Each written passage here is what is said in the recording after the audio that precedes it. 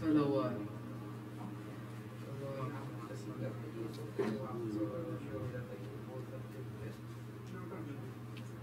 أعوذ بالله من الشيطان الرجيم.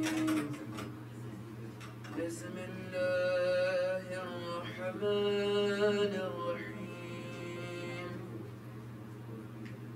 عن جابر بن عبد الله الأنصاري عن فاطمة الزهراء عليها السلام بنت رسول الله صلى الله عليه وآله قال سمعت فاطمة أنها قال دخل علي أبي رسول الله في بعض الأيام فقال السلام عليك يا فاطمة فقلت عليك السلام قال إني أجد في بدني ضعفا فقلت له أعيذك بالله يا أبتاه من الضعف فقال يا فاطمة ائتيني بالكساء اليماني فأتيني به فأتيته بالكساء اليماني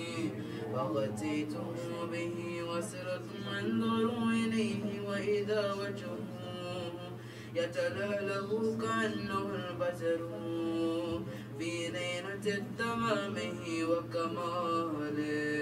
وكماله. اللهم صل على محمد وآل محمد. فما كانت إلا ساعته وإذا بولد الحسن قد أقبل وقال السلام عليك يا أمه وقلت عليك السلام يا قرة عيني وثمرة فؤادي فقال يا أمه إني أشم عندك رائحتان طيبة كأنها رائحة جد رسول الله فقلت نعم إن جدك تحت الكساء فأقبل الحسن نحو الكساء وقال السلام عليك يا جده يا رسول الله أتأذنني لأن أدخل معك تحت الكساء فقال وعليك السلام يا ولدي ويا صاحب حوضي قد أذنت لك فدخل معه تحت الكساء فما كانت إلا ساعة وإذا بولدي الحسين قد أقبل وقال السلام عليك يا أمه فقلت عليك السلام يا ولدي ويا قرة عيني وثمرة أفواتي فقال لي يا أمه إني أشم عندك رائحتان طيبة كأنها رائحة جد رسول الله صلى الله عليه وآله فقلت نعم إن جدك وأخاك تحت الكساء فدنا الحسين نحو الكساء وقال السلام عليك يا جد والسلام عليك يا من اختاره الله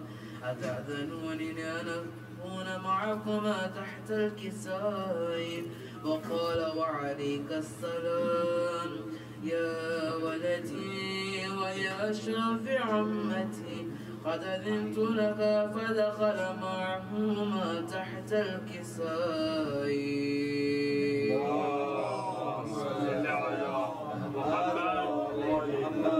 فأقبل عند ذلك أبو الحسن علي بن أبي طالب وقال السلام عليك يا بنت رسول الله فقلت عليك السلام يا أبا الحسن ويا أمير المؤمنين فقال يا فاطمة إني أشم عندك رائحة طيبة كأنها رائحة أخي وابن عم رسول الله وقلت نعم ها هو مع ولديك تحت الكساء فأقبل علي نحو الكساء وقال السلام عليك يا رسول الله أتأذنونني أن أكون معكم تحت الكساء قال له وعليك السلام يا أخي ويا وسيلي وخليفتي وصاحب لواي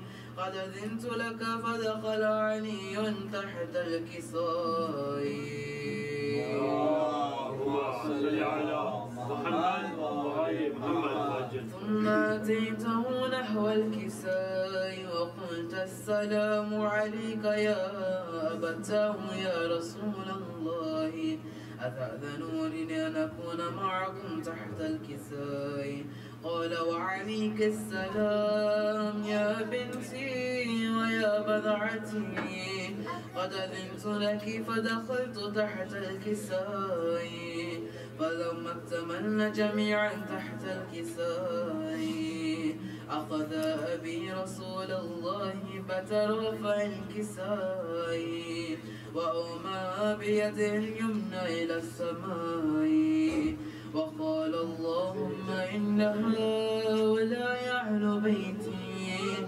وقاستي وحامتي لحمهم لحمي ودمهم دمي يؤلمني ما يؤلمهم ويحزنني ما يحزنهم أنا حرب لمن حاربهم وسلم لمن صالمهم وعدو لمن عاداهم ومحب لمن أحبهم إنهم مني وأنا منهم واجعل صلواتك وبركاتك ورحمتك وغفرانك ورضوانك علي وعليهم وأذهب عنهم الرجس وطهرهم تطهيرا اللهم صل على محمد وآل محمد فقال الله عز وجل يا ملائكتي ويا سكان سماواتي إني ما خلقت سماء مبنيا ولا أرضا مدحيا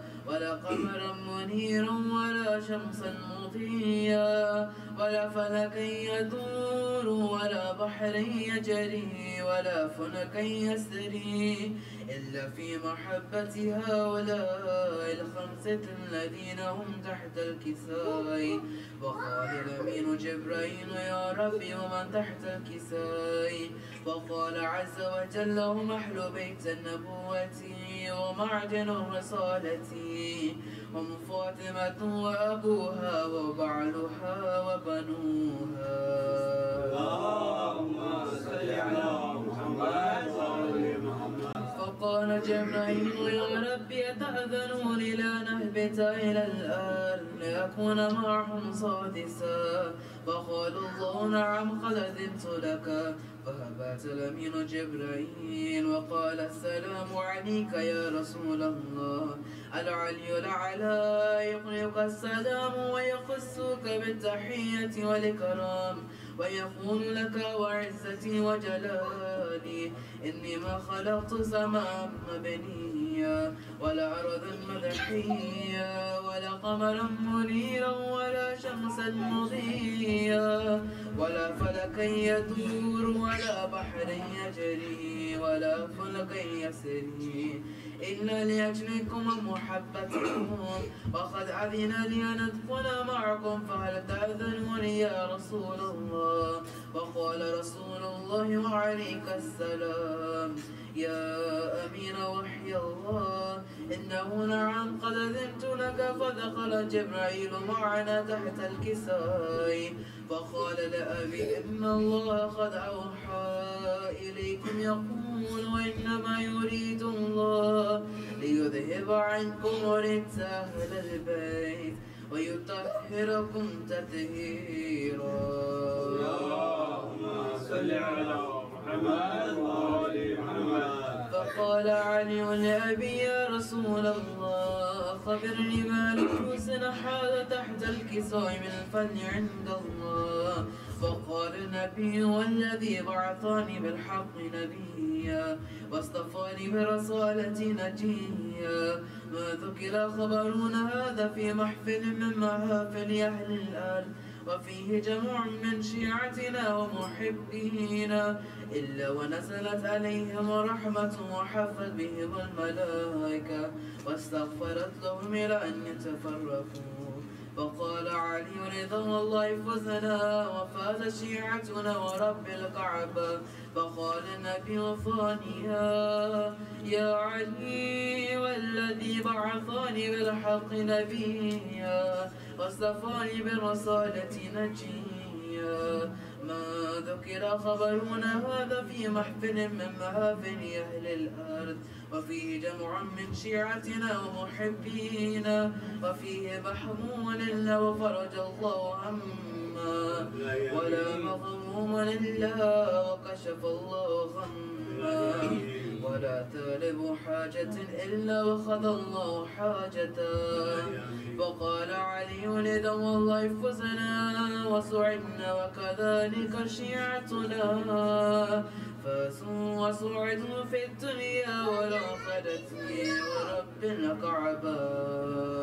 اللهم صل على محمد وآل محمد.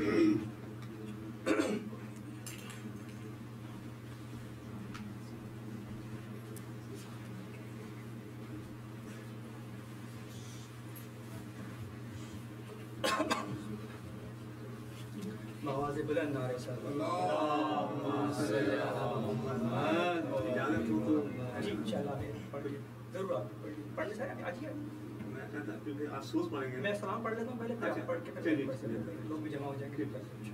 बाबा से बुलंद नारे सर। اللهم صل على محمد وآل محمد. यहाँ पे फर्श अज़ा का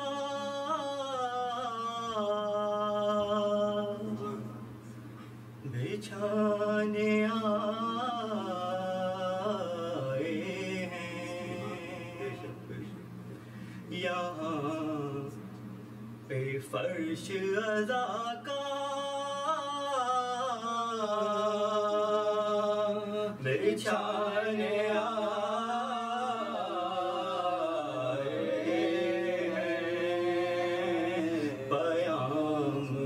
सब्र रज़ा का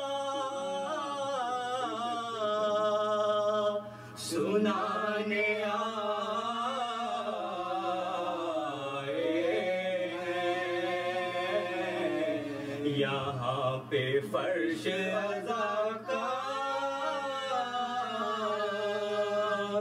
بچھانے آئے،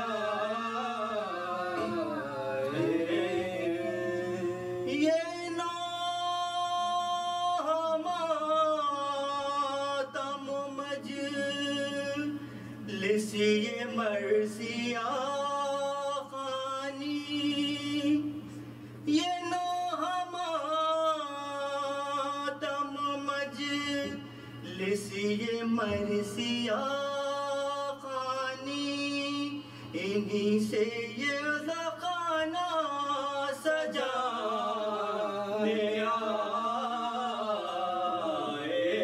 ہیں، یہاں پہ فرش عزا کا بچھانے آئے، اور کوئی بھی قید نہیں ہر کسی بھی فرقے کو، یہاں پہ ذکر خدا کا سنانے آئے ہیں، یہاں پہ فرش عزا کا بچھانے آئے، کہ حسینیت کی مشل ہاتھ میں اٹھائے ہوئے، حسینیت کی مشل ہاتھ میں اٹھائے ہوئے، ظلمتوں کا اندھیرا مٹانے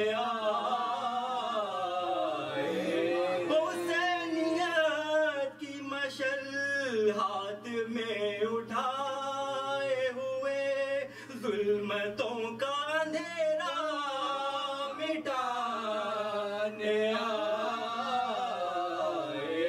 ہیں، یہاں پہ فرش عزا کا بچھانے آئے ہیں، اٹھا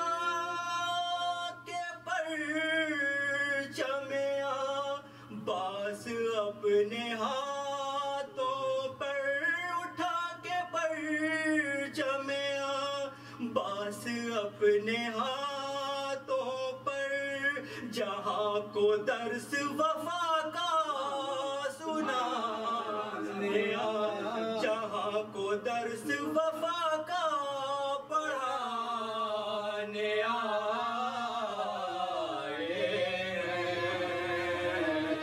یہاں پہ فرش عزا کا بچھانے آئے، اور بقائے دین کی خاطر زمین کربل پہ حسین اپنا گھرانہ لٹانے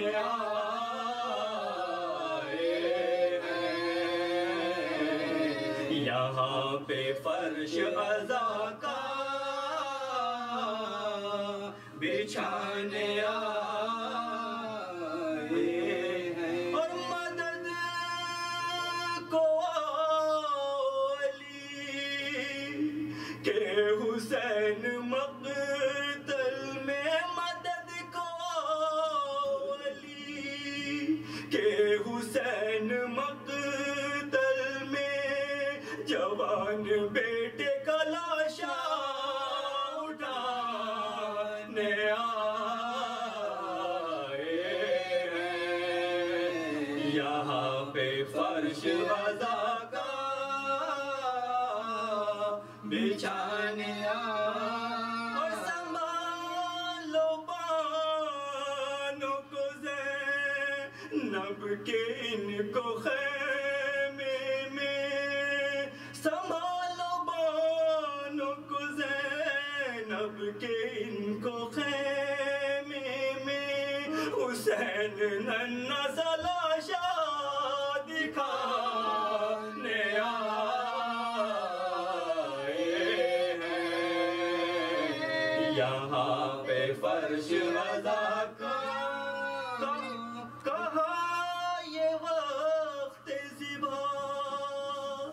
مسکرا کے سرور نے جام کوثر مجھے نانا پلانے آئے یہاں پہ فرش رضا کا اور کہا حسین سے زینب نے اسیر عاشورا کہا حسین سے زینب نے اسیر عاشورا اٹھو کے خیموں کو آدھا جلانے آئے یہاں پہ فرش رضا کا بچھانے اور پھوپھی سے وقت خزاں یہ کہا سکینہ نے پھوپھی اماں مجھے بابا سلانے آئے یہاں پہ فرش رضا کا بچھانے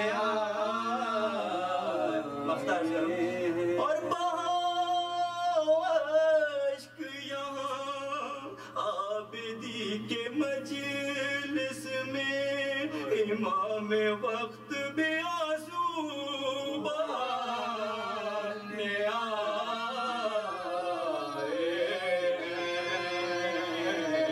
یہاں پہ فرش رضا کا بچھانے آئے پیام صبر و رضا کا سنانے آئے یہاں پہ فرش رضا کا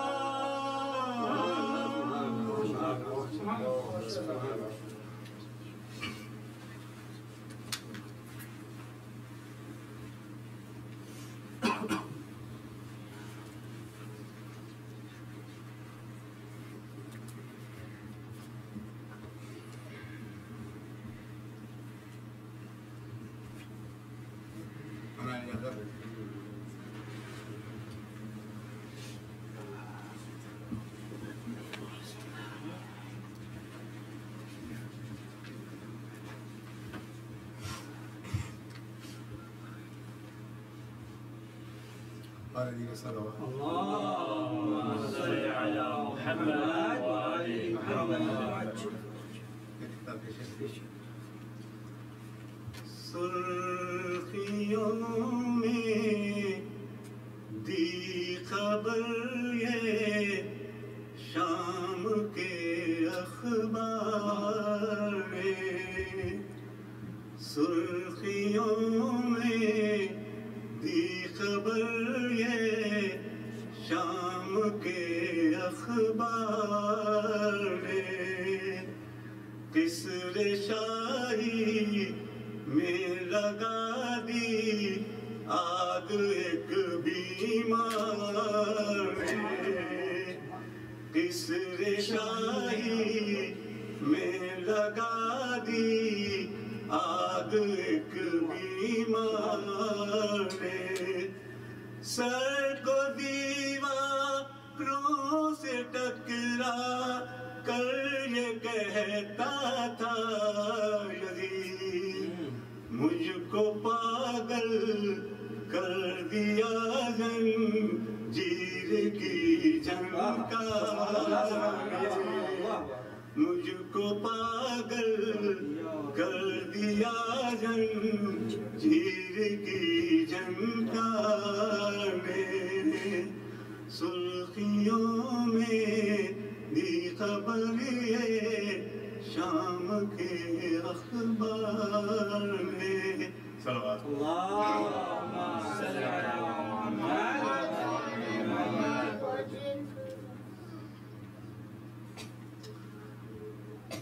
ڈاکٹر اقبال کی نظم ہے لب پہ آتی ہے اس کی پیروی ہے جو نام اشرف صاحب نے کی ہے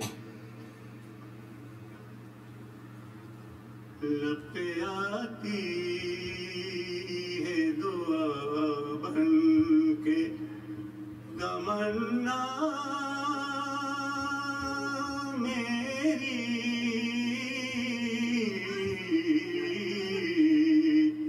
لب پہ آتی ہے دعا بن کے تمنا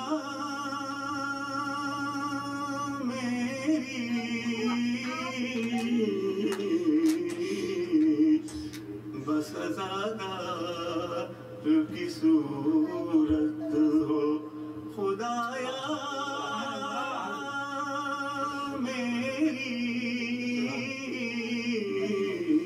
میری بس زیادہ کی صورت ہو خدایا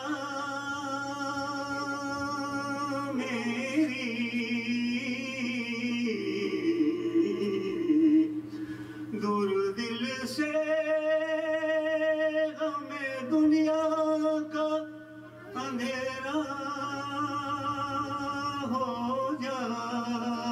جائے دور دل سے غم دنیا کا اندھیرا ہو جائے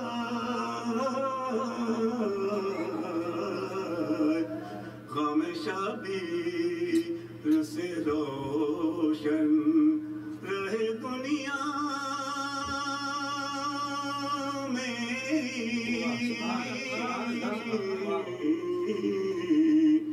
غم شبیر سے روشن رہے دنیا میری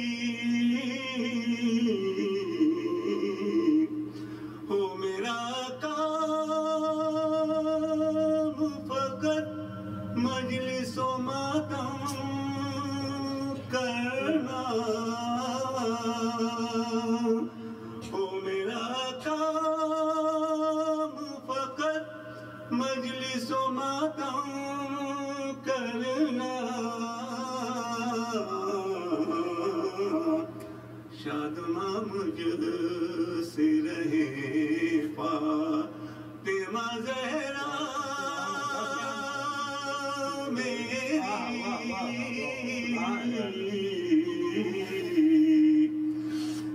دل گئے میرا رضا خانے کی صورت یا رب دل گئے میرا رضا خانے کی صورت یا رب ناز قسمت کرے خاں نئے کعبہ میری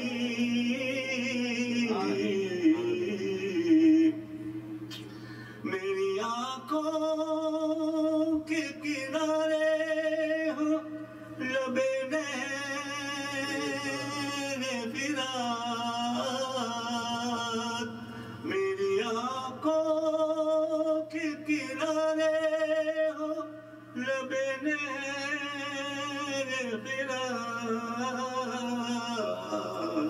فرات چشم نم بہتی رہے صورت دریا میری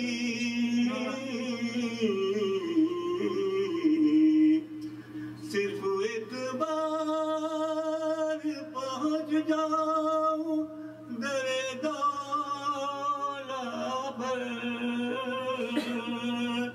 صرف ایک بار پہنچ جاؤں در مولا پر پھر بتاؤں کہ میری پھر بتاؤں کہ تمنائیں ہیں کیا کیا میری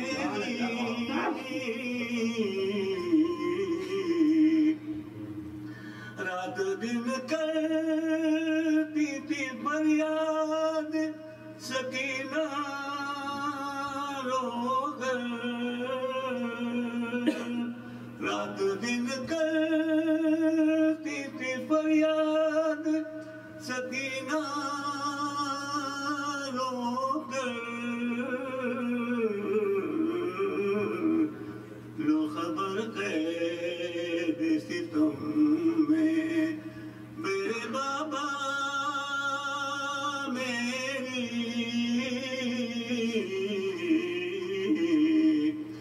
پاؤں عباس کے ڈوبے تھے جہاں پر میں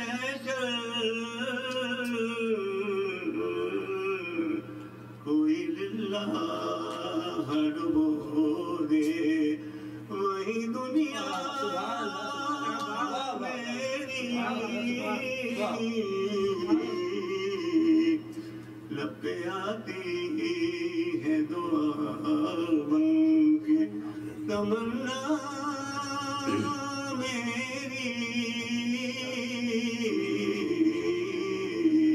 بس عزادار کی صورت ہو خدایا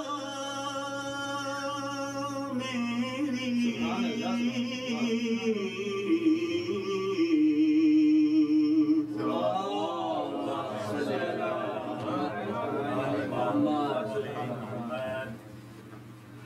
وقت کو دیکھتے ہوئے جس اونلی 3 or 4 بند انشاءاللہ مرضی ہے کہ محمد کا ٹائم کافی ہو رہا ہے تو اس طرح بابا سے بلند آنے سے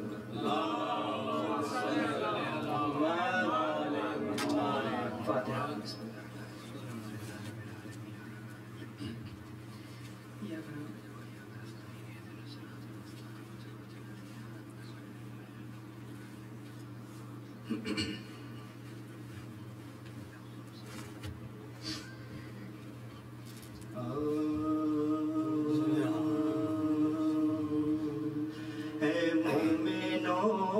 حسین سے مقتل قریب ہے اے مومنو حسین سے مقتل قریب ہے آخر ہے عمر منزل اول قریب ہے شہر مدینہ دور ہے جنگل قریب ہے زہرا کا چاند چھپتا ہے بادل قریب زہرا کا چاند چھپتا ہے بادل قریب لینے کے واسطے ملک الموت آتے ہیں مقتل کو اپنے پاؤں سے شبیر جاتے ہیں مقتل کو اپنے پاؤں سے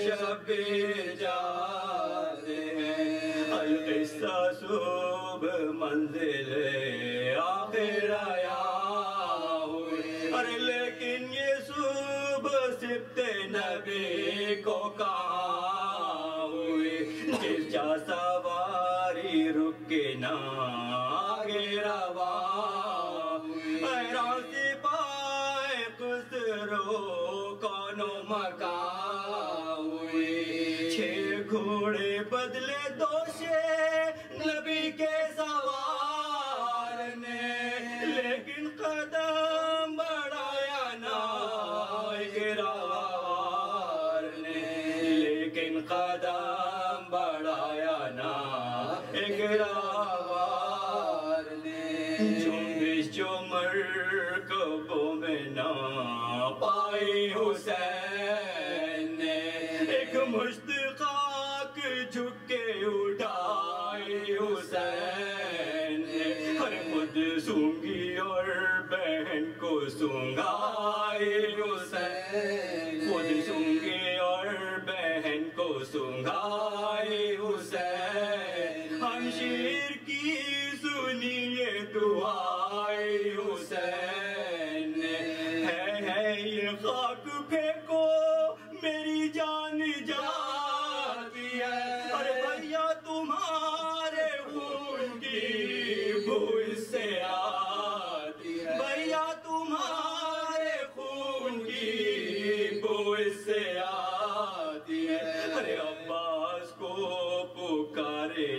آگے علام بڑا ارے منزل یہی ہے چھاونی پردیسیوں کی ہم شکل مصطفیٰ کو ندادی بڑھے ارے بیٹا کی نعت گھیرو سراچے یہی بیٹا کی نعت گھیرو سراچے یہی ارے غرے کو تو ہوا ہے ہمارا سفر تمام ارے 10ویں کو ہوگا فاطمہ زہرا کا گھر 10ویں کو ہوگا فاطمہ زہرا کا گھر تمام ہے مومنوں سے مقتل قریب ہے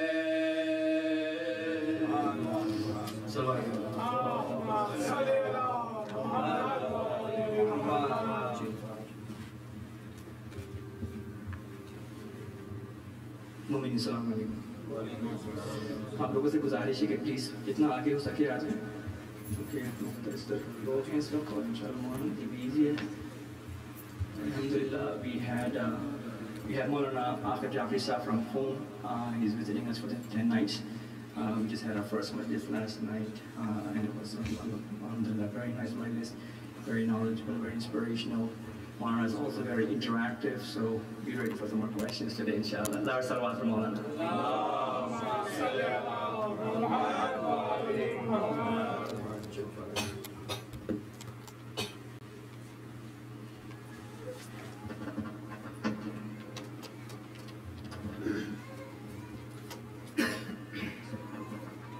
آواز بلند نعرہ صلوات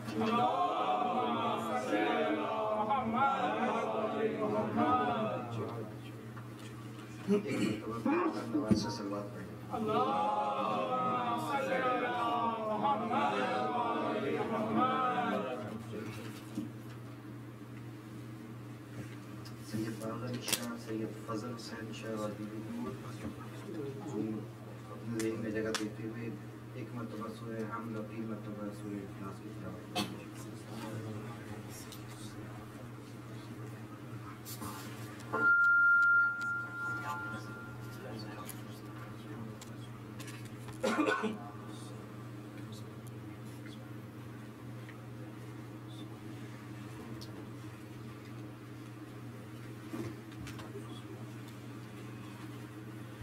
أعوذ بالله من الشيطان الرجيم بسم الله الرحمن الرحيم الحمد لله رب العالمين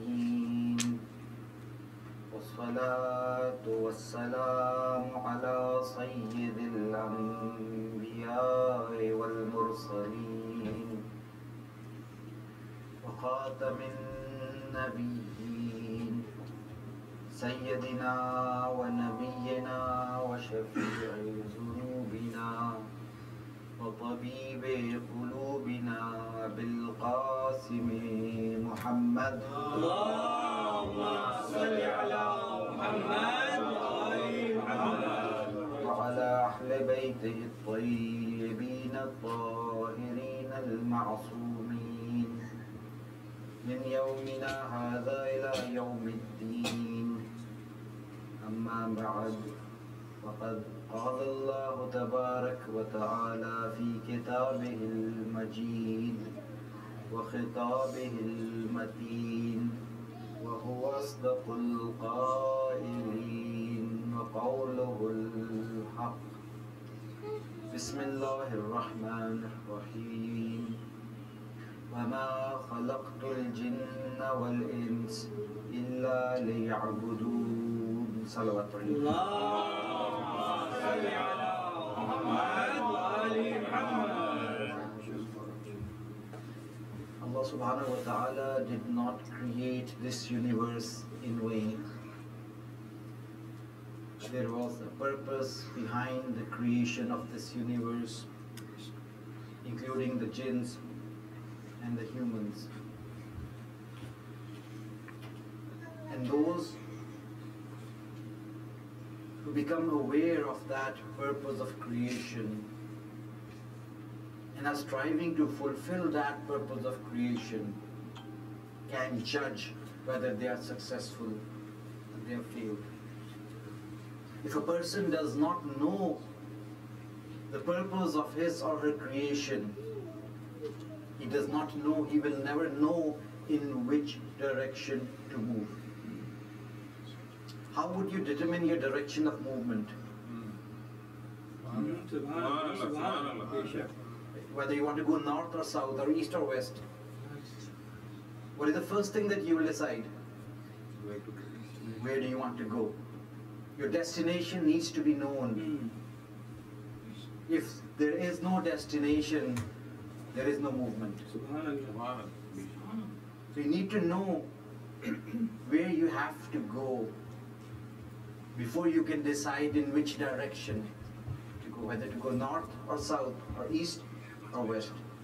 So if you do not know the purpose of your creation, if you do not know why you were created, if you do not know what Allah subhanahu wa ta'ala expects from you, then you would not know in which direction to go. And once you know the purpose of your creation, only then will all other choices become easy for you. What career to choose, what kind of a life partner to choose, what kind of friends to choose, which country to live in. All of these choices will depend on what you want to do with your life. And what you want to do with your life would depend on what purpose you want to accomplish. You want to fulfill the purpose that you have set for your own selves. For some people that is success. They want to become a doctor, they want to become an engineer, they want to become a businessman. And therefore they will move in that direction. But yesterday we mentioned that this is not true success. What is true success? Fulfilling the purpose you set for yourselves, is that true success? No. What is true success? Fulfilling the purpose that Allah subhanahu wa ta'ala has created you for. If a company creates a device, a mobile phone, the company has created the mobile phone for a purpose, for a specific purpose, to communicate. What happens if that device does not fulfill that purpose? You throw it away. You throw it in the garbage can. Similarly, those individuals who do not fulfill the purpose of their creation, where do they belong? Allah subhanahu wa ta'ala has also created a huge garbage can. There is a huge garbage can. And those who do not fulfill the purpose of their creation, they deserve to be thrown in that garbage can. That garbage can is the hellfire. That is why it is very important that we discover the purpose of our creation and then start moving in that direction. Because everything has a purpose. And the purpose of our creation, according to the Holy Quran, وَمَا خَلَقْتُ الْجِنَّ وَالْإِنسِ إِلَّا لِيَعْبُدُونَ. Allah subhanahu wa ta'ala is saying that we have not created the jinns and the humans except for the reason that they should worship me. And Imam Hussain al-Islam in another tradition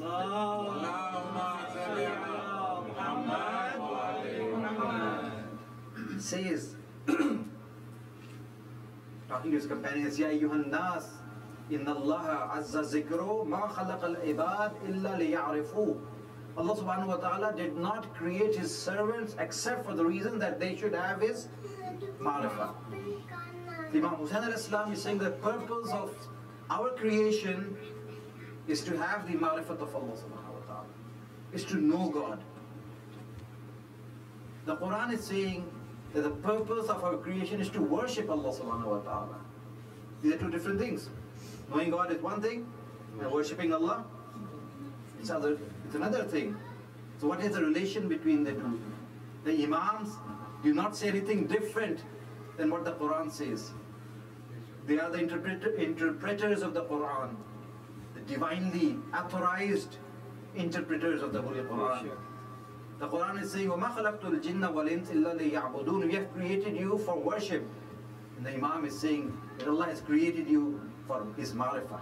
You should know Allah subhanahu wa ta'ala. So what is the relationship? Very good. If you know Allah, the Imam in the second phrase says, فَإِذَا عَرَفُوهُ عَبَدُوهُ. If they will know Allah subhanahu wa ta'ala, they will begin to worship. So worshipping Allah subhanahu wa ta'ala cannot take place if you do not know Allah subhanahu wa ta'ala.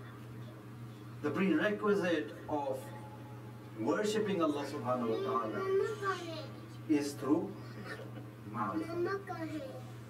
And our value of our ibadat, our values before the Imam, value of our actions, you're sitting in a majlis, the reward that you're going to get of this action will depend on the amount of ma'rifah you have. These are very hard facts. If our ma'rifat is little, the reward is going to be less. If we do not have the ma'rifat of the Imam, a person who does not have the ma'rifat of the Imam, he comes and sits in the majlis, he listens to the tragedy of Karbala, he will also shed tears. The tragedy is so tragic, he will also shed tears. But that tear will have a different reward than the tear that comes out of the ma'rifat of the Imam. So if you want to increase the reward, the returns on your ibadat, on your actions, you have to increase your ma'rifah. Your status before the Imam, your respect before the Imam depends on your ma'rifah. There's a story in Al-Kafi, a person came to Imam Hussain alayhi salam,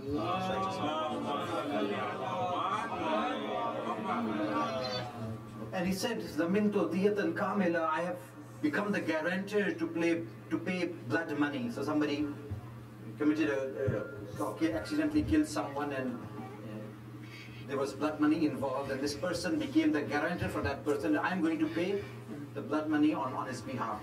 And he did not have any money to pay. So he said, I become the guarantor to pay blood money, but I don't have the money. So then I said to myself that I'm going to go and I'm going to ask As'alu Akraman Nas. I'm going to ask the most Kareem person on the face of earth to help me out. And then he says, Ma wajadtu, I did not find anyone akrama min ahli bayt Rasul.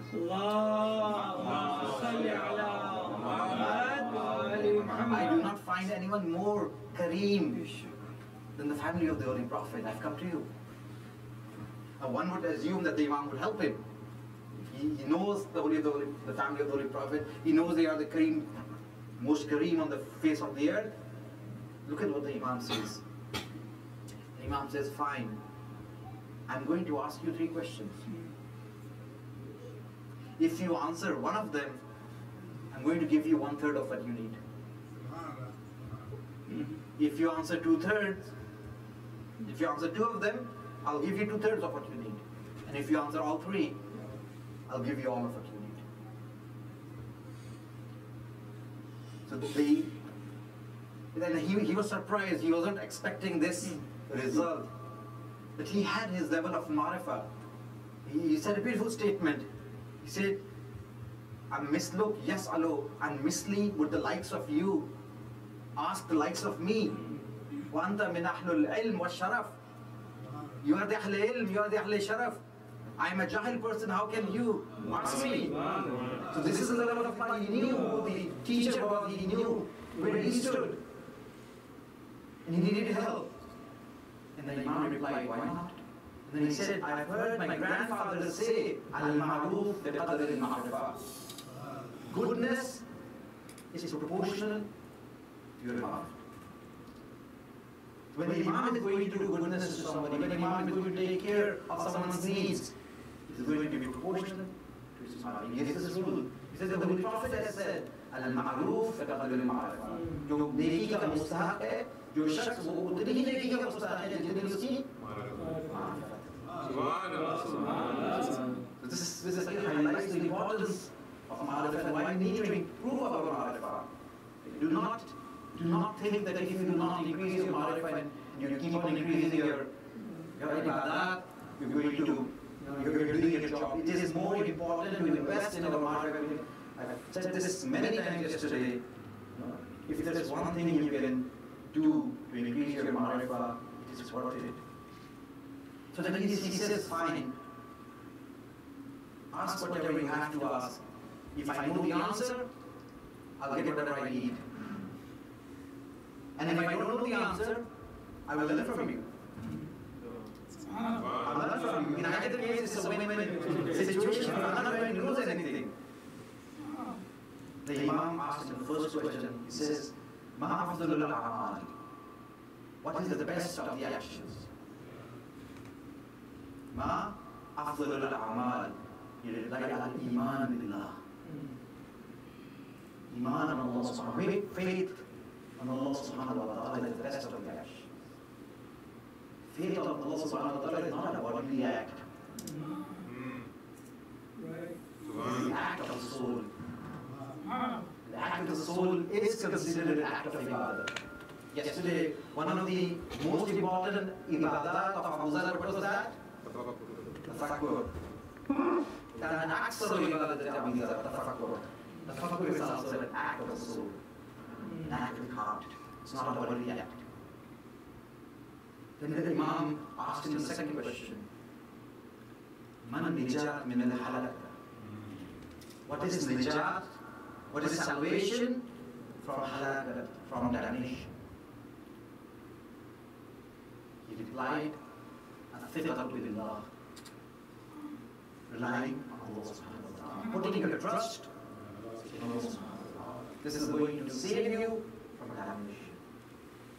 That's right. You answered two questions. The final question, the Imam said, Ma yuzayyinu rajul. What beautifies a person? क्या चीज इंसान को ज़ीनत बख्शती है?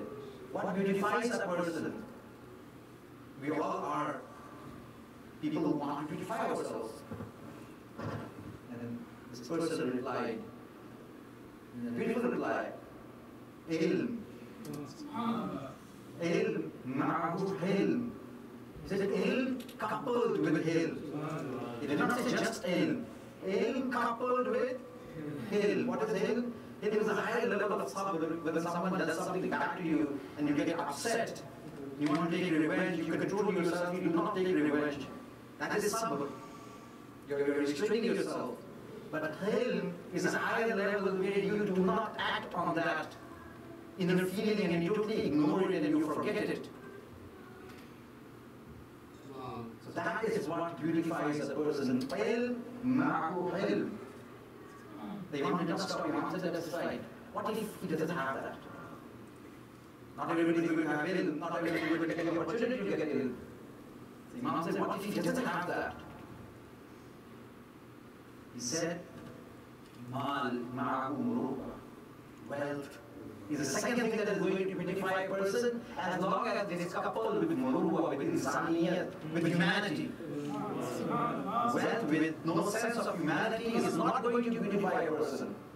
So if you want to beautify yourself, you go after ilm, coupled with ilm.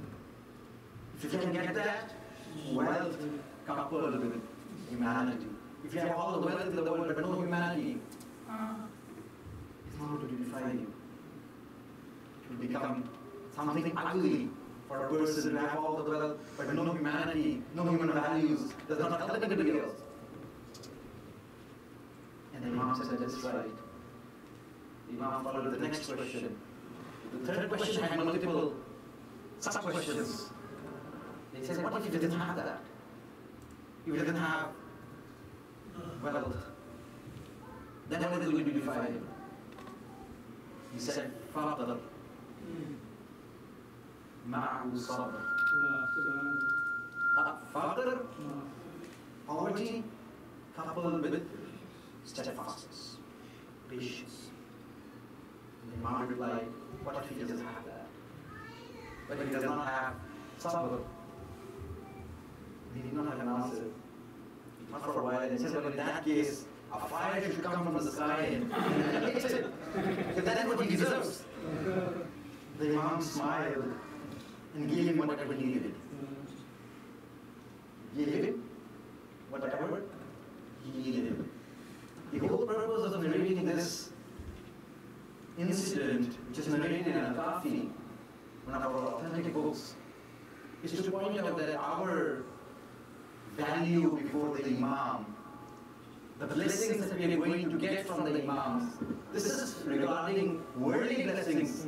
The Imam questioned him. The Imam looked at his knowledge, at his ma'rifah. The worldly blessings, which are invaluable, the Imams do not consider them to be valuable, even when they give that to their lords. It is based on the Imam. Imagine the spiritual blessings that we all want from them, from Allah subhanahu wa ta'ala, that is going to be proportional to our Imam. So Ma'rifah stands as the prerequisite of ibadah, the purpose of our creation. You need to have the Ma'rifah. If you get the Ma'rifah of Allah subhanahu wa ta'ala, only then you will begin to worship Allah subhanahu wa ta'ala. And when you worship Allah, what will happen? فإذا عبدوه استغنوا عن عبادته ما سواه. The result of worshiping Allah subhanahu wa ta'ala will be that they will become free of worshiping others. दूसरों की इबादत से बेनियाज हो जाएंगे. This is the result of submitting to the one and only one. That you will become free of worshiping others. It depends on you how you want to live your life. If you do not submit to Allah subhanahu wa ta'ala, if you do not fear Allah subhanahu wa ta'ala, then there is a beautiful tradition which says one who fears Allah subhanahu wa ta'ala, Allah will make everyone fear him. One who fears Allah, Allah will make everyone fear him. And one who does not fear Allah subhanahu wa ta'ala, Allah will make him fear everything. जो खुदा से नहीं डरता तो हर चीज से डरता है. जो खुदा से डरता है हर कोई उससे डरता है.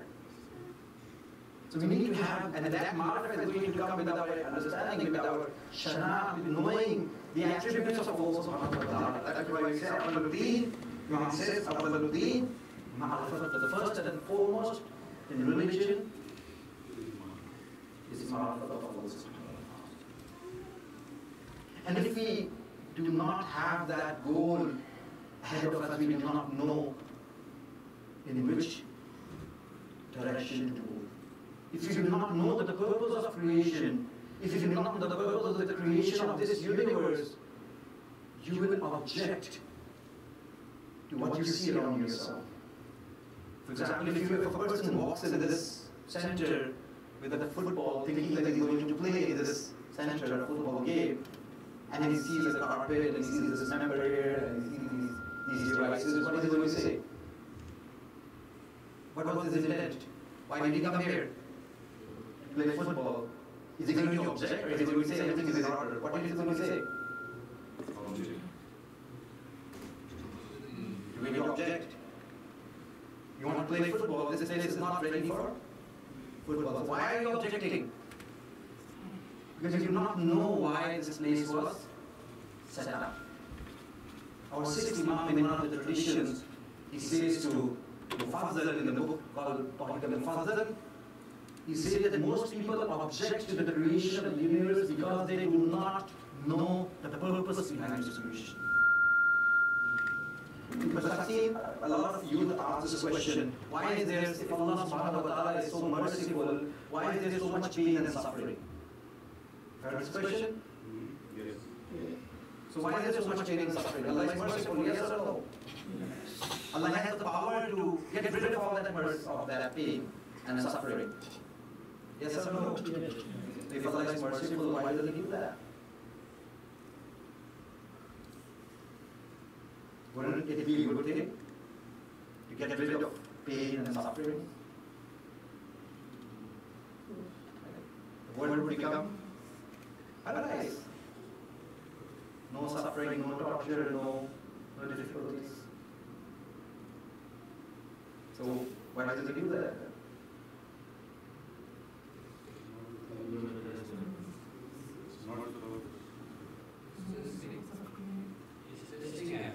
Testing?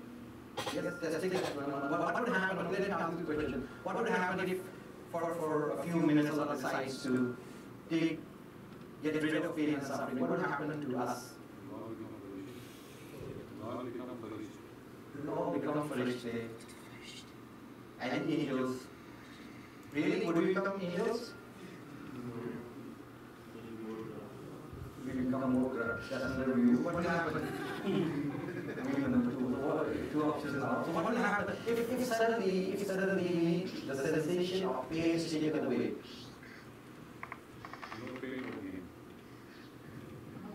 Okay, no pain. Is that still a preferred condition? Or do you want to have pain and suffering? What would happen?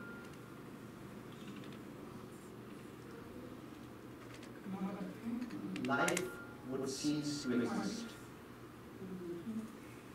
We cannot live. Let me give you an example. Let me try to explain. So imagine you're sleeping or you're walking, you step on a piece of glass. There is no pain. Would you even notice something has happened? If you're sleeping and an insect, a poisonous insect, snake bites you, would you know something has happened? When you go to the doctor, when you're sick, when you feel pain, so if you never had a toothache, what would happen? You wouldn't go to the doctor. And when you realize that there is something wrong, it would be too late. If there's no feeling of hunger, and we all have experienced this, when there are deadlines to meet, what do? You keep delaying your food. Let me just finish this, and then I'll eat. Right? We do that. And eventually, when do you get up to eat? When you are so hungry that you can no longer take it. But if you were able, if Allah subhanahu wa ta'ala made us such that we just knew that we had to eat to survive and there was no feeling of hunger, a lot of us would be missing our meals. Just like we miss our pills. Or medicine, we miss our because there's no pain for that. So if suddenly all this feeling of hunger was to go away, we would start missing our meals. And those who are after wealth, after money, would just completely miss out on their meals. They want just another dollar and another bill and another bill. And eventually, we'd become so weak that we would die. So by giving us this pain, Allah subhanahu wa ta'ala has made sure that life continues to exist. So that is the purpose behind the pain. One of the reasons, one of the wisdoms behind this feeling of pain. But if there's no feeling of pain, life would not subsist on the face of life. So once you know these things, then you begin to appreciate and value that. If you do not know the purpose, then you would object. So why did Allah do this? Why did Allah make this world in this manner? As a brother mentioned, this Allah subhanahu wa ta'ala sent us in this world to test us. If it's an examination, then there has to be a question paper, there has to be challenges. And all these difficulties that we see around us are challenges to grow, to get closer to Allah subhanahu wa ta'ala, are opportunities to worship Allah subhanahu wa ta'ala, are opportunities for us to fulfill the purpose of our creation. The diversity that you see, and understanding this, helps us, or should help parents do the tarbiyat of the children. It's very important. When you take your children out and they look at this diversity in this universe. You know, when Allah subhanahu wa ta'ala created Hazrat Adam alayhi salam, ala nabiyyina wa alayhi wa alayhi salam, and He showed to Hazrat Adam all of his offsprings till the day of judgment. And when He looked at his offsprings, he saw them as nur, as lights. Some of them were bright, some of them were dim. Some of them were tall, some of them were short, some of them were black, some of them were white, some were healthy, some were sick, some were wealthy, some were poor. And when he looked at this diversity, this is referring to diversity in creation. Why did Allah subhanahu wa ta'ala create all of us differently? Why is there so much diversity out there? When you take your child out for a walk, this is where you get an opportunity to teach them a lesson in aqaid, inspired by the teachings of our Imam, in the Hadith Qudsi. So when Allah subhanahu wa ta'ala showed them his offsprings, Hazrat Adam asked Allah subhanahu wa ta'ala permission to ask a question. Do I have the permission to ask a question? Allah subhanahu wa ta'ala allowed him, gave him the permission. He said, Allah subhanahu wa ta'ala, why have you created them differently? If they were all alike, they would not be jealous of each other. Right? You're not jealous of your neighbor because he also has two eyes. Have you ever been jealous of another person because he also has two eyes? What are you generally jealous of? When someone has more. When you don't have something. If everybody had the same thing, if everybody were of the same height, same size, same weight, same color, same features, same wealth, same health, nobody would be jealous of each other. So very good question. Allah subhanahu wa ta'ala turned back and replied that there is wisdom behind the way I've created this universe the way it is. It goes back to the purpose of creation. What is the purpose of creation? To know Allah subhanahu wa ta'ala. To turn to Allah subhanahu wa ta'ala, to worship Allah subhanahu wa ta'ala. And then Allah subhanahu wa ta'ala explains. He says, when the poor will look at the rich, he will realize that richness and poor comes from Allah subhanahu wa ta'ala. Just as He has made me poor and He has made him rich, if Allah wishes, He can bless me with wealth. So he would raise his hands in prayers and turn to me and say, Allah, please, just as you have blessed him with wealth, bless me with wealth. And those who have been blessed with wealth, when they look at the poor people, they would raise their hands in prayers and they would thank Allah subhanahu wa ta'ala. They will thank me for what I have blessed them. Because they will know that just as I have blessed them, I can take it away from them. Those who are healthy, when they will look at the sick, they will know that this is a blessing of Allah and they will turn to me and pray to me and say, oh Allah, please do not take this ni'mat away. Those who do not have this ni'mat, they will turn to me and they will call me, invoke me to bless them with the same blessing. And in this way, everyone will turn to me and pray to me. So the divine creation, the taqween, the way this universe is created, will be dictated by the purpose of creation. The way you design this center, the way you design this room, will be dictated by what you want to do in the center. Right? You cover this window with this banner, otherwise the engineer did not, he wanted the window to be used for light. But you cover, because there is a purpose you have behind this room. So the way that Allah subhanahu wa ta'ala creates this universe will depend on what He wants from this, how He wants, what is the purpose behind it. And His rulings, His religion that He sends will also be dictated by the purpose behind the creation. And if you do not know that purpose, you will, just as people will object to the creation of this universe and what they see in this universe, they will also object to Sharia when they do, if they do not know the purpose behind it. This is very important when you look at the rules and when you look at the punishments of Islam. People have questions. Some people think that they are too cruel. Why do they think like that? They do not know the purpose behind it. So knowing this, that's why, you see, that is why having ma'rifat, having proper ma'rifat, having the correct understanding will automatically clear a lot of confusions, a lot of doubts that our youth have. In one of the books, one of the scholars writes that there are 5 major objectives that all the prophets of Allah subhanahu wa ta'ala were after.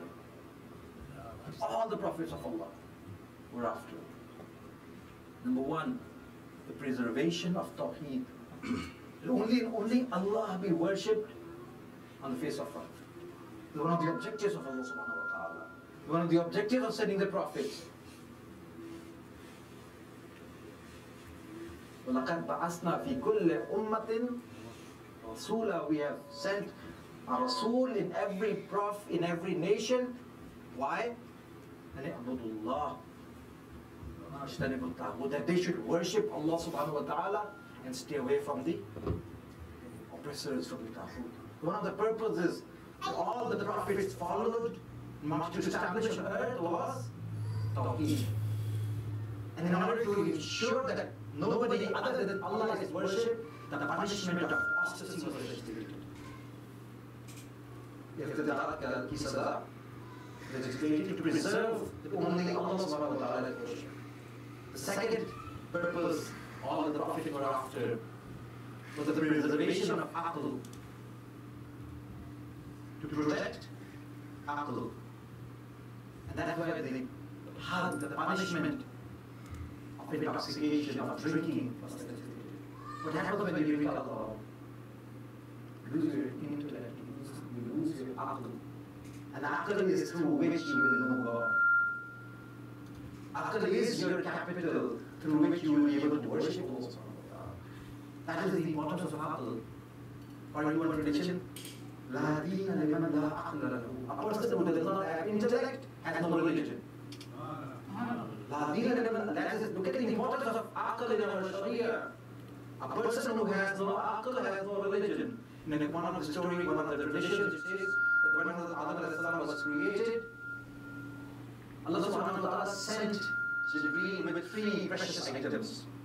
One was Aql, one was religion, and one was Haya. And he came to Adam and he said, Allah subhanahu wa ta'ala has instructed me to present these 3 things to you. And you have the choice of picking one of these 3 things. You can pick one of these 3 things. Aql, intellect, religion, and Haya. Can be translated as modesty. It's a loose translation though. What did the other choose? He chose Aql. And when Jibreel wanted to take the other 2 away, they didn't go. And they said to Hazrat Jibreel, we have been instructed by Allah subhanahu wa ta'ala to stay where Aql stays. So Aql is with Hazrat Adam, so we are going to stay with it. So if a person has no Aql, he has no religion. He has no Haya. If you have Aql, you have. So that's why it is important to preserve Aql. And anything that is going to take your Aql away needs to be stopped. That is why Allah subhanahu wa ta'ala has forbidden the consumption of alcohol and every other substance that affects your Aql. The next thing that Allah subhanahu wa ta'ala, all prophets want to preserve is lineage, nasl, who is the son of whom. That's why the punishment for adultery has been legislated. The next thing that Allah subhanahu wa ta'ala wants to preserve is that of life. Life is valuable. That is why the punishment of qatl, life for a life, has been legislated to preserve the sanctity of human life. These are purposes behind legislating the law. And how do you, and then finally the last thing was the preservation of wealth, finances. That is why the punishment of theft has been legislated. So that you end up having a society where Allah and Allah alone is worshipped, people have sound intellect, the family structure is in place, and human life is valued, and there is financial security. All the Sharia has been designed and sent with this in mind, with this intention. And if you want to evaluate if something is successful, or how successful something is, you will compare those laws with the purpose behind why they were set. That is when you will figure out if this law works or not, if it is able to accomplish what it wants to. So knowing the purpose why Allah subhanahu wa ta'ala created this universe will make us easily understand why Allah subhanahu wa ta'ala created this world the way it is. It will make us understand why Allah subhanahu wa ta'ala sent the religion and why the rulings of the religion are the way they are. But if you do not know that, we will constantly object. We will try to find asayish, comfort is in this dunya, whereas there is no comfort in this dunya. Allah did not create this dunya a place of comfort. Yes, Allah subhanahu wa ta'ala did create a dunya, did create a place where there is absolute happiness, and that is Jannah. When you go to Jannah, there will be absolute happiness. A person ends in hellfire, there will be absolute pain and suffering. In this dunya, each comfort is mixed with pain, and each pain is mixed with comfort. You have been blessed with the blessing of a child, there is the fear of losing him. You become sick, there is pain along with it.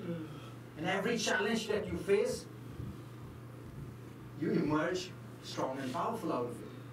So every pain has a benefit attached to it, and every blessing has a pain attached to it.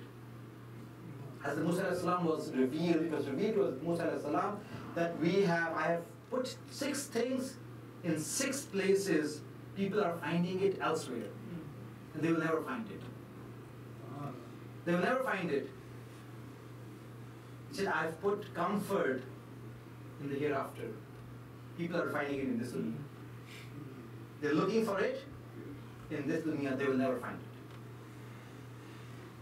All comfort lies in the hereafter. This dunya is not a place where you will find absolute comfort. No, that's not going to happen. He says, I have put ilm and knowledge in hunger. People are looking for ilm on a full stomach. They're not going to find it. You need to work hard to get knowledge. Then he says, I have put izzat, high status, in my obedience, in my ata'at. People are looking for it in palaces of kings.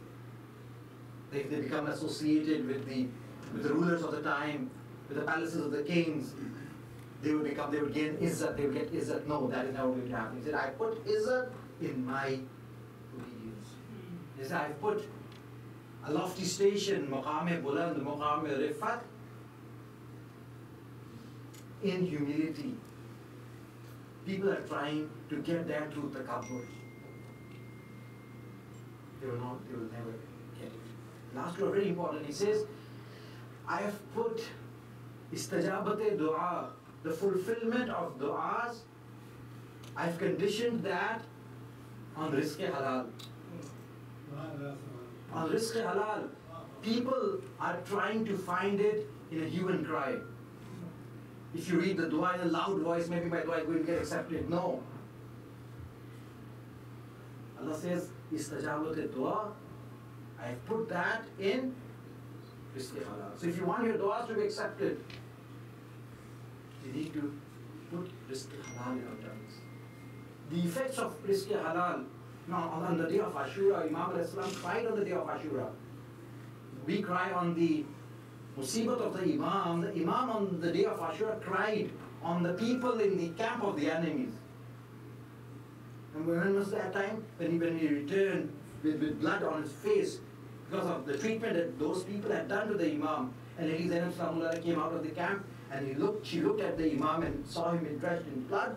She said, did you not introduce yourself to them? He said, yes, I did. She said, why did they treat you like this? He said, I introduced myself, I advised them, I admonished them, but my advice is not having any effect on them. Why?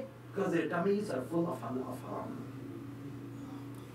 So haram food in the tummy will have an effect that someone like Imam Hussain alayhi salam would be admonishing them, would be advising them, and it's not going to have an effect. This is the effect of haram food. This is the effect of rizq haram.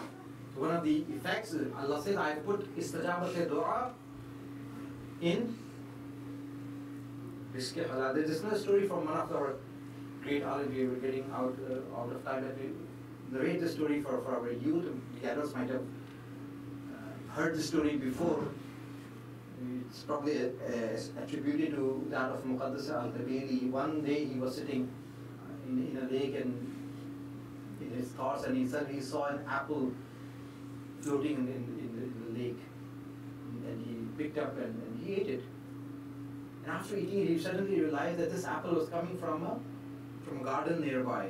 And that garden had owners. It belongs to somebody. He immediately realized that he has eaten someone's property without their permission. And that is haram to eat. What do you do when something like that happens? You ask for forgiveness from those who are from Allah or from those whom it belongs to. So he went to the house who owned that garden. He knocked and a person came out and he said, well, this is something that I've done and I didn't realize, but can you forgive me for what I've done? That person said, well, this garden belongs to 4 brothers. 3 of us live here and we forgive you. The 4th brother lives in another city. We don't know if he's going to forgive you. So he decides to travel to the other city only to seek forgiveness for a quarter of an apple. He goes to that city, he knocks, and the person comes out and he says, oh, this is something that I've done, would you forgive me? So he came all the way from there just to seek forgiveness for this quarter of an apple? He said, yes. He said, well, I'm not going to forgive you. He said, on only one condition. He said, what? He said, well, I have a daughter who is deaf, dumb, and blind. Deaf, mute, she can listen, she can talk, and she's blind. You marry her and I'll forgive you. Marry her and I'll forgive you. He thought for a while, marrying her would mean difficulties as long as he lived in this dunya. And turning away would mean hellfire in the other dunya. He had to make a choice between the difficulty and the difficulty of this dunya or hellfire in the other dunya. Which one should he have chosen?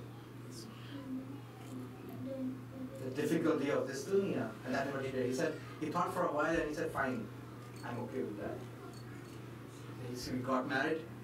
That person on the wedding night when he went, he realized that that girl was neither blind nor mute nor deaf. So he was surprised. Why was I told otherwise? He came to the father and the father said, when I said that she is mute, she can't speak, I meant that she has never spoken to a Mahram in her entire life. When I said that she is blind, she has never seen a Mahram in her entire life. And I said she is deaf, she has never heard a Mahram voice in her entire life.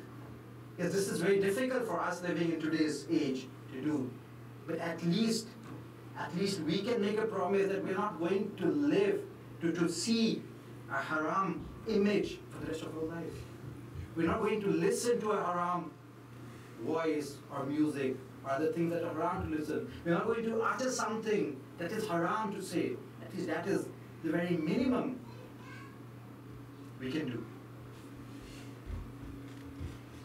Now coming back to the hadith that was being mentioned, I've kept 6 things in different places, and people are looking at it in other places, and they're never going to find it. The first was comfort, it is in the hereafter. People are looking at it in the dunya. The second was knowledge, It is in hunger. People are looking to the full stomach. The third was izzat. Allah has put izzat in His obedience. People are looking in the palaces of the kings and the rulers and want to get connected to rulers and presidents and prime ministers, and think that that's how we're going to get izzat. Muharram buland, a lofty station, is in humility. People are trying to get to it through takabbur. Istajabat dua is in rizq halal. And this person who married this lady, he was an alim, and they gave birth to a lot of other ulama. That is how Allah subhanahu wa ta'ala blesses couples with knowledgeable people and scholars, because of the purity of the parents.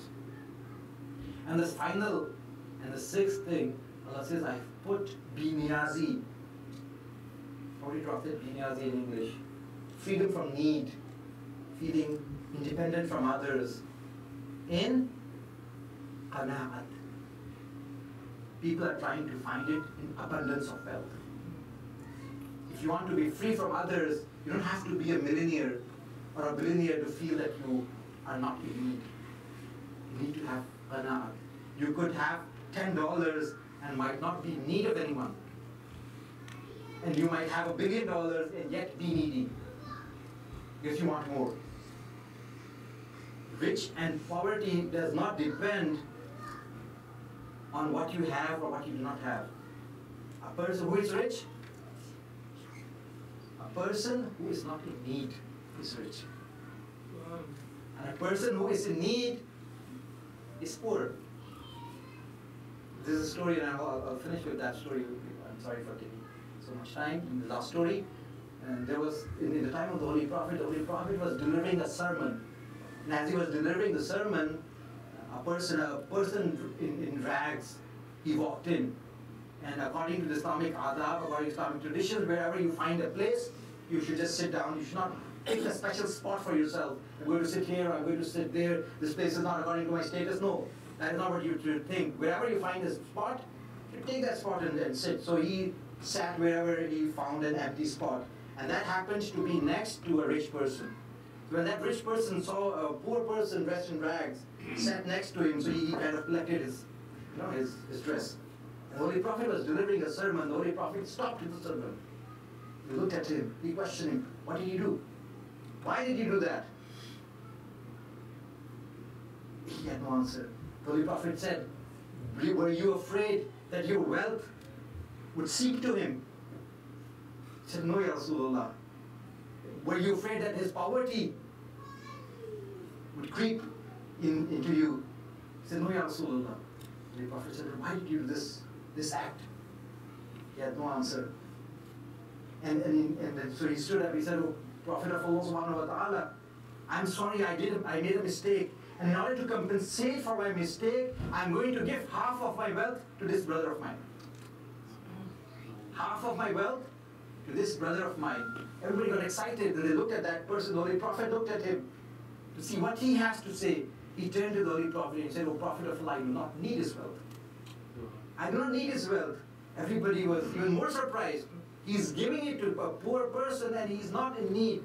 They turned to him and said, why do you not need his wealth?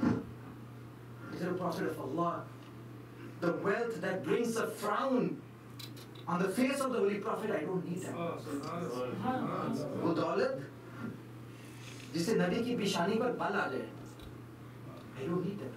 I don't need that. So who was rich here and who was poor? The person who had nothing was rich. He did not need that.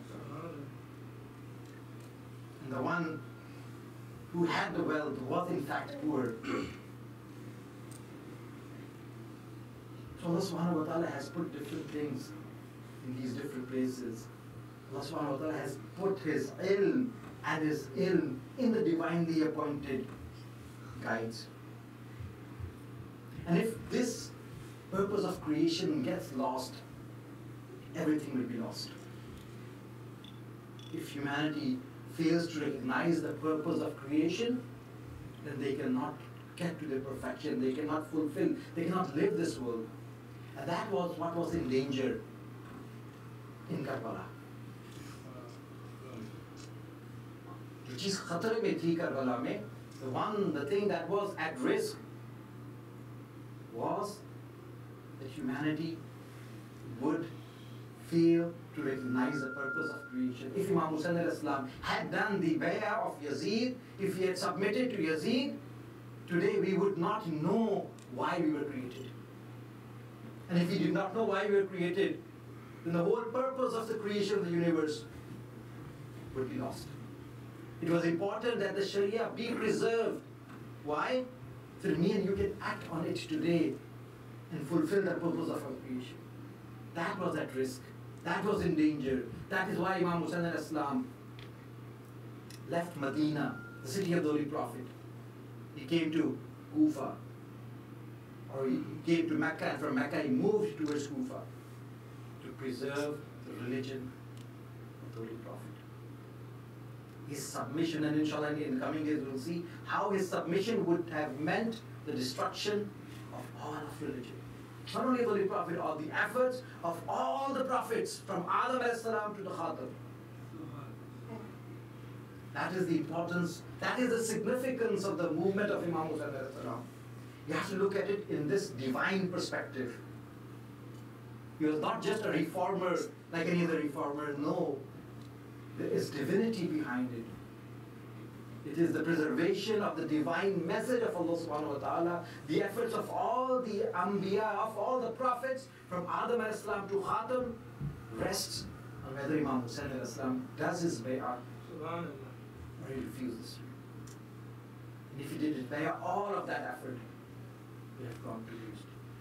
When the people of Kufa sent letters, he first sent his representative, Muslim bin Aqib. And as I mentioned yesterday, کہ جناب مسلم بن عقیل کی داستان میں آپ کو وہ تمام مصیبتیں جو کربلا میں واقع ہوئی اس کا آپ کو اثر اور اس کا رنگ جناب مسلم کی داستان میں نظر آئے گا. دعوت کر کے بلائے گئے, امام حسین جس طرح بلائے گئے جناب مسلم کو بھیجا گیا. جناب حسین علیہ السلام کی اس موومنٹ میں آپ کو پیاس ملے گی. جناب مسلم بن عقیل کو بھی جب شہید کرنے کا حکم دیا گیا تو انہوں نے پانی مانگا. جب پانی پینا چاہا تو خون کے قطرے پاس پیالے میں گرے, پیالہ بدلا گیا, دوبارہ قطرے گرے, پیالہ پھر بدلا گیا, پھر خون کے قطرے گرے. کہنے لگے اگر قسمت میں ہوتا تو اب تک پی چکا ہوتا. آپ کی شہادت بھی پیاسی, آپ بھی پیاسے اس دنیا سے رخصت ہوئے. جس طرح سے کوفہ والوں نے جناب مسلم کے ساتھ بے وفائی کی, کربلا میں بھی آپ کو بے وفائی ملتی ہے. وہ تمام چیزیں جو کربلا میں رونما ہوئی ہیں اس کا اثر آپ کو جناب مسلم کی داستان میں ملے گا. جناب مسلم نے بھی جنگ کی, تن و تنہا بھی جنگ کی, دشمنوں نے گھیرا بھی کیا, گھیراؤ بھی کیا, جناب مسلم کو گرفتار بھی کیا گیا, جناب مسلم کو دربار میں لے جایا گیا. جناب مسلم بھی ابن زیاد کے ساتھ ہم کلام ہوئے. وہ سب مصیبتیں آپ کو ملیں گی. جس طرح امام حسین علیہ السلام کے فرزند اور ان کی اولاد کو اسیر کیا گیا, اسی طرح جناب مسلم کے بچوں کو اسیر کیا گیا. جناب مسلم کے دو فرزند جناب محمد اور ابراہیم, ایک روایت کے مطابق جب یہ قافلہ اسیروں کا کوفہ سے نکل رہا تھا تو یہ بچے کاروان سے جدا ہو جاتے ہیں. قافلہ آگے نکل جاتا ہے اور بچے کوفہ کی صحرا میں بھٹک رہے ہیں, نہیں جانتے کس طرف جائیں.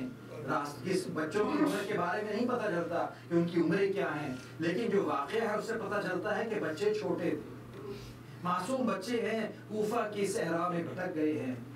ابن زیاد کے سپاہیوں کے ہاتھ لگ جاتے ہیں, ابن زیاد کے پاس لایا جاتا ہے. جب ابن زیاد کو پتہ چلتا ہے کہ مسلم کے بچے ہیں, ایک عجیب حساسیت تھی جناب ابن مسلم بن عقیل کے ساتھ اور ان کے بچوں کے ساتھ ابن زیاد کی. جب ابن زیاد کو پتہ چلا کہ مسلم بن عقیل کے بچے ہیں تو حکم دیا زندان بان کو بلا کر کہ ان کو زندان میں ڈال دیا جائے اور ان کو کھانے کے سلسلے میں تنگی سے رکھنا, ان کو کھانے کے سلسلے میں بہت تکلیف دینا. 1 سال سے بچے زندان کے اندر ہیں, کسی کو خبر نہیں کہ مسلم کے بچے کہاں ہیں, ماں پہ کیا گزرتی ہوگی, بہنوں پہ کیا گزرتی ہوگی, نہیں جانتے بچے کس حال میں ہیں. صبح سے شام تک بچے زندان میں روزہ رکھتے. شام کو وہ شخص زندان باندھ 2 روٹیاں لے آتا, پانی لے آتا, وہ پانی اور روٹی سے افطار کرتے. یہ حسینی بچے ہیں, حسین کی خاندان میں تربیت کیے ہوئے ہیں, دن کو روزہ رکھتے, رات کو افطار کرتے. اسی طرح 1 سال گزر گیا. 1 سال گزرنے کے بعد ایک دن بڑا بچہ چھوٹے بھائی سے کہتا ہے کہ آج ہم کیوں نہ, جب یہ ہمارے لیے افطار لے کر آئے تو کیوں نہ آج ہم اپنا تعارف کرائیں. شاید یہ ہمیں پہچانتا ہو, شاید یہ مسلم کو پہچانتا ہو, شاید یہ عقیل کو جانتا ہو, شاید یہ ہمیں آزاد کر دے. جب وہ شام کو آیا تو بچوں نے اس کو روک لیا, کہا کہ اے شخص, کیا تو محمد مصطفیٰ کو جانتا ہے؟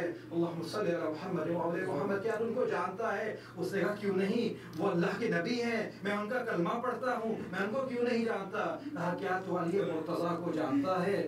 علی مرتضیٰ کو جانتا ہے. کہنے لگا کیوں نہیں, وہ ان کے داماد ہیں, کیوں نہیں جانتا, رسول کی بیٹی کے شوہر ہیں. کہا کیا تو جعفر طیار کو جانتا ہے؟ کہا ہاں کیوں نہیں, یہ وہی ہے جن کو خدا نے جنت میں 2 پر دیے ہیں, جس کی وجہ سے وہ جنت میں ملائکہ کے ساتھ پرواز کرتے ہیں, میں ان کو جانتا ہوں. کہا ہم اسی جعفر کے پوتے ہیں, ہم مسلم کے فرزند ہیں. جب سنا کہ مسلم کے فرزند ہیں قدموں میں گر پڑا, کہنے لگا مجھے معاف کرنا, 1 سال سے میں تم دونوں کو تکلیف دے رہا ہوں, میں نہیں جانتا تھا کہ تم مسلم کے فرزند ہو. آج رات ہی میں تمہیں آزاد کرتا ہوں, آج رات ہی تم نکل جانا. رات کو اس نے دروازہ کھولا, بچوں کو باہر لے کر آیا, کہا یہ راستہ کوفہ سے باہر جاتا ہے, اس راستے پہ چلے جاؤ. بچوں کو اس راستے پہ ڈال دیا. صبح جا کر حکومت کو خبر دی کہ بچے رات زندان سے بھاگ گئے ہیں. میں کیا کرتا, بچے نکل گئے. اب ساری رات بچے کوفہ کی گلیوں میں پھرتے رہے. چھوٹے چھوٹے بچے ہیں, کوفہ اتنا بڑا شہر ہے, ساری رات کوفہ کی گلیوں میں ہی پھرتے رہے.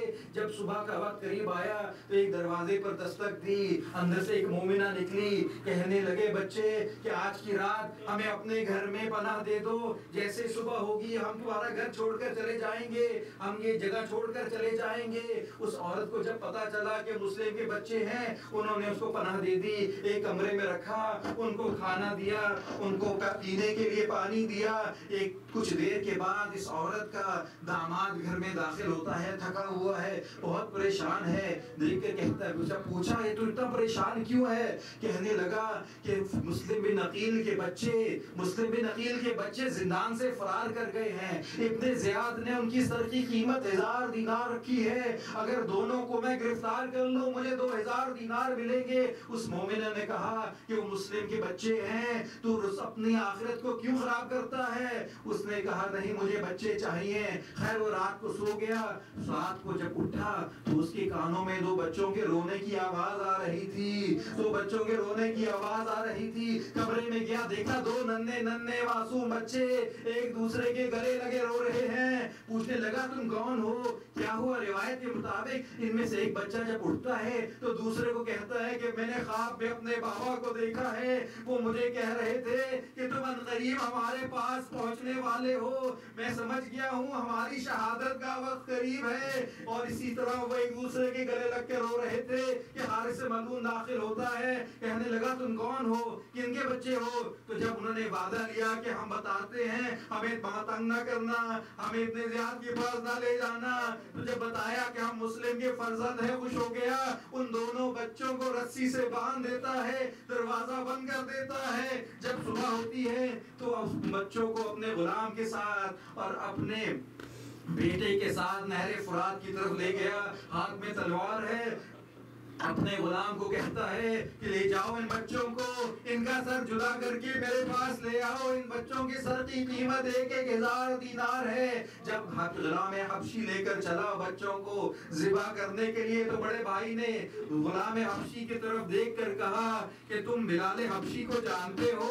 کہا ہاں میں جانتا ہوں, صحابی رسول ہیں. کہا تمہاری شکل کتنی شبیہ ہے بلال حبشی سے, اپنی آخرت کو کیوں خراب کر رہے ہو, ہمیں قتل کر کے اپنی آخرت کیوں خراب کر رہے ہو؟ کیا تم نبی کو نہیں جانتے؟ ہم خاندان نبوت کے بچے ہیں, ہم اس کی فرزند کے بچے, ہم ذریت رسول رسول ہیں. جب اس کو پتا چلا تو تلوار چھوڑ دی نہر فرات میں داخل ہو گیا, دوسری طرف سے بھاگ گیا. اس شخص حارث نے اب اپنے بیٹے کو کہا کہ جاؤ تم جا کر بچوں کو قتل کرو. جب اس کا بیٹا آنے لگا تو اسی طرح بڑے بھائی نے پھر یہ جملہ کہا کہ کیا تم حسین کے علی اکبر کو جانتے ہو؟ کہا ہاں میں جانتا ہوں. کہا تمہاری شکل کتنی شبیہ اکبر ہے, ہمیں قتل کر کے اپنی آخرت برباد نہ کرو. وہ بھی تلوار چھوڑ کر دوسری طرف نکل گیا. اب یہ ملعون حارث خود آگے بڑھتا ہے, بچوں کا سر قلم کرنا چاہتا ہے.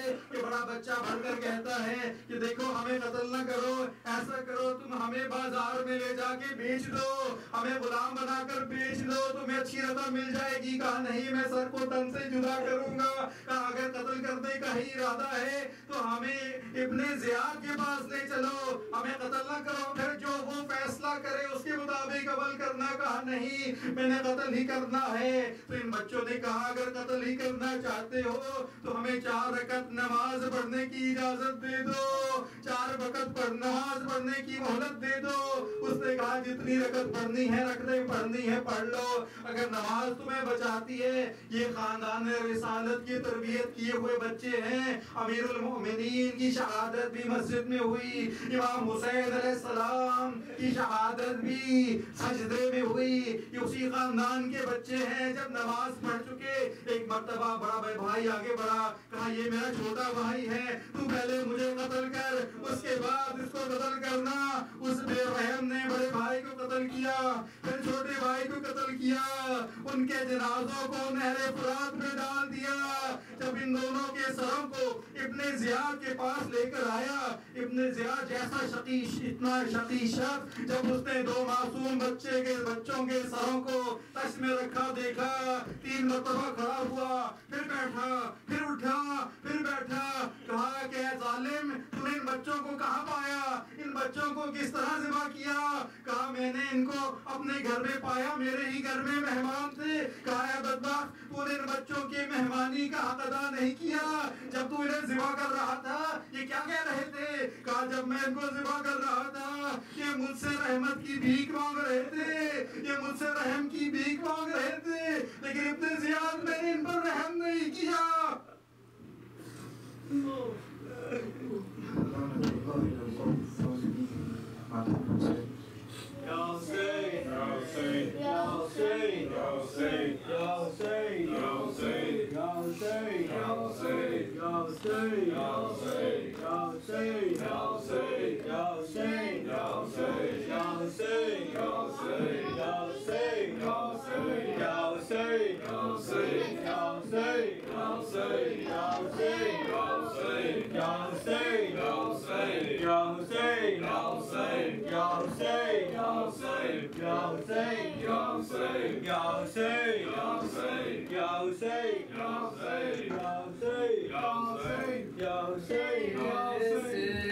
گلے پہ تیرے خنجر میں چلتا دیکھوں, آخر حسین ماں کیسے گلے پہ تیرے خنجر میں چلتا دیکھوں, آخر حسین ماں کیسے گلے پہ تیرے خنجر میں چلتا دیکھوں, آخر حسین ماں کیسے گلے پہ تیرے خنجر میں چلتا دیکھوں, آخر حسین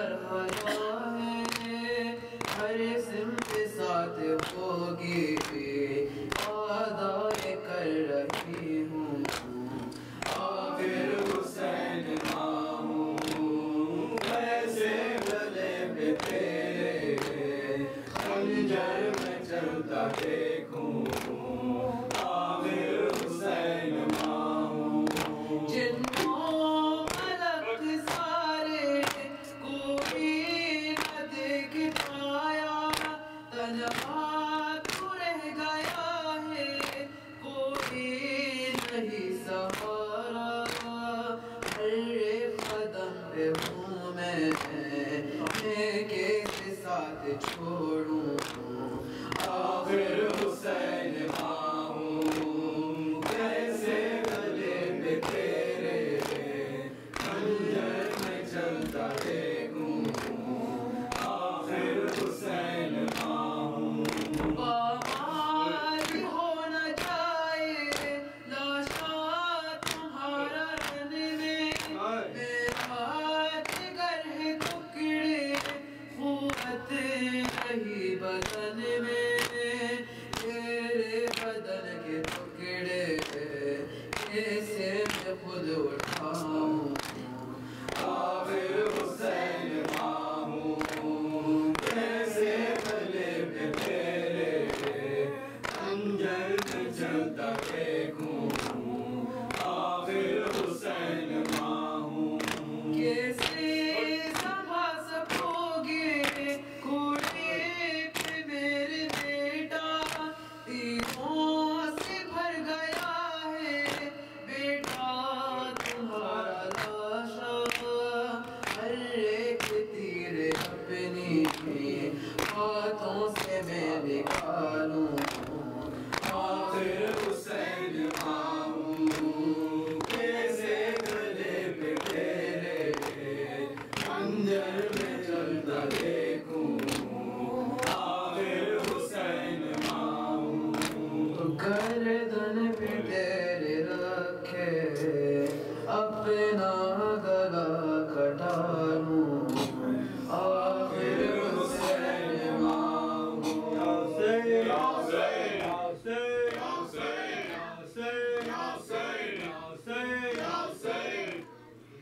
جانے وفائے عالم جانے وفائے عالم عباس امو جانم عباس امو جانم عباس امو جانم عباس امو جانم عباس امو جانم دریا پر تم جاؤ پانی لے کر آؤ پیاسے تھے ہم سب پیاسے اظہر عباس امو جانم عباس امو جانم عباس امو جانم عباس امو جانم وہ دریا بہتا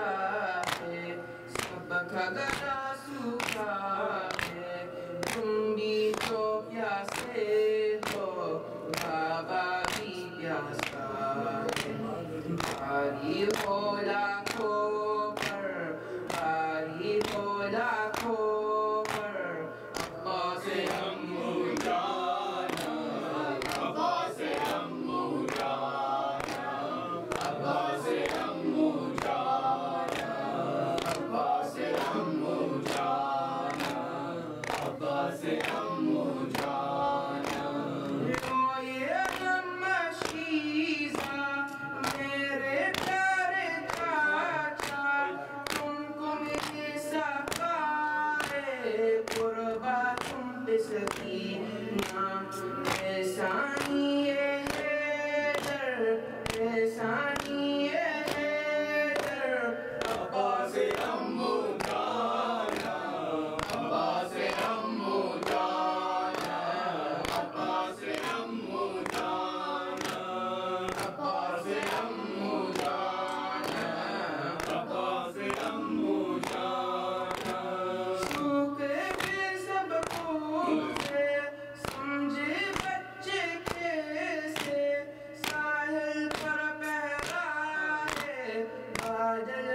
न बरसे, कब जाएंगे हम घर, कब जाएंगे